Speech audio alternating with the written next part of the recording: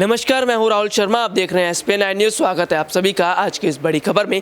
बड़ी खबर की शुरुआत हम करेंगे ईवीएम से। जी हां, क्या देश में ईवीएम बंद होने वाला है? और ईवीएम अगर बंद होगा तो क्या वाकई इसका राजनीति पर असर पड़ेगा? जी हां, दरअसल ईवीएम की बात इसलिए कही जा रही है क्योंकि सीधे तौर पर देखा जा रहा है कि विपक्षी पार्टियों की तरफ से ये कहा जाने लगा है कि ईवीएम में गड़बड़ी होती है। ईवीएम में गड़बड़ी की वजह से नुकसान होता है। विपक्ष पार्टी का ये कहना है कि ईवीएम के जरिए बीजेपी चुनाव जीतने का काम करती है। तो ऐसे में सवाल ये बनता है कि क्या बैलेट पेपर से चुनाव करवाए जाएंगे, और अगर बैलेट पेपर से चुनाव होते तो उसमें धांधली नहीं होगी?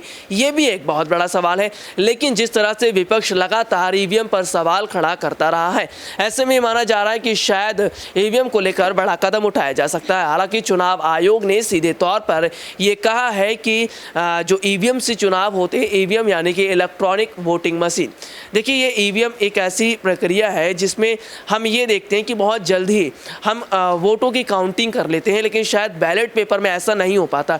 तो यहाँ पर ईवीएम बंद करवाने को लेकर विपक्षी पार्टियों की तरफ से लगातार इस बार जोर दिया जा रहा है। आने वाले समय में कई राज्यों के अंदर विधानसभा चुनाव होने वाले। इस साल के अंत में 2 राज्यों में चुनाव है। जी हाँ, गुजरात और हिमाचल। सीधे तौर पर देखा जा रहा है कि गुजरात और हिमाचल चुनाव को लेकर कांग्रेस पार्टी की लगातार रणनीति बनती नजर आ रही है। तो वहीं आने वाले समय के चुनाव को जीतने के लिए भी पार्टियों की तरफ से लगातार जो है वो एड़ी चोटी का जोर लगाया जा रहा है। लेकिन फिलहाल ये देखा जा रहा है कि मौजूदा समय के अंदर के जो हालात हैं वो सीधे तौर पर ये इशारा कर रहे हैं कि आने वाले समय में जो नुकसान है वो जरूर विपक्षी पार्टियों को उठाना पड़ सकता है, क्योंकि सीधे तौर पर ईवीएम को लेकर सवाल खड़े होने शुरू हो चुके हैं।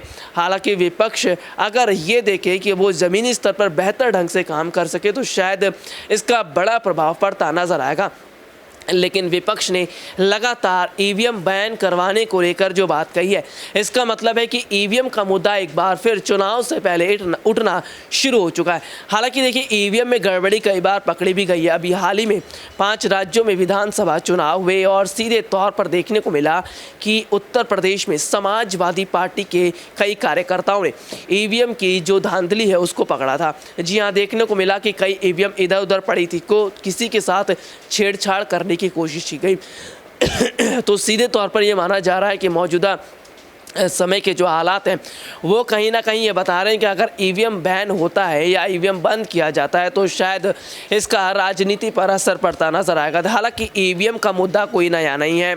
ईवीएम का मुद्दा बहुत पुराना मुद्दा है और सीधे तौर पर देखने को मिला है कि भाई ईवीएम के मुद्दे पर विपक्ष ने लगातार सवाल खड़े किए हैं। और क्या वाकई ईवीएम अगर बैन होता है तो इसका कितना फ़र्क देखने को मिलेगा?